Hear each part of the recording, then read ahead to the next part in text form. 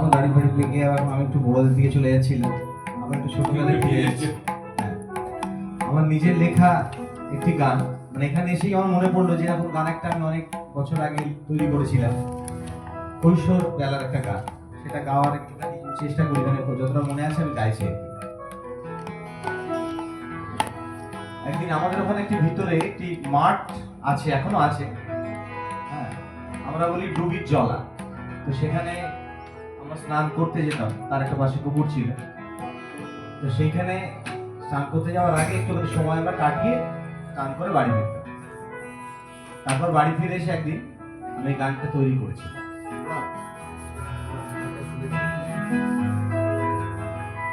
মনে যে থাকা এক গ্লাসে নিঝুম দুপুর,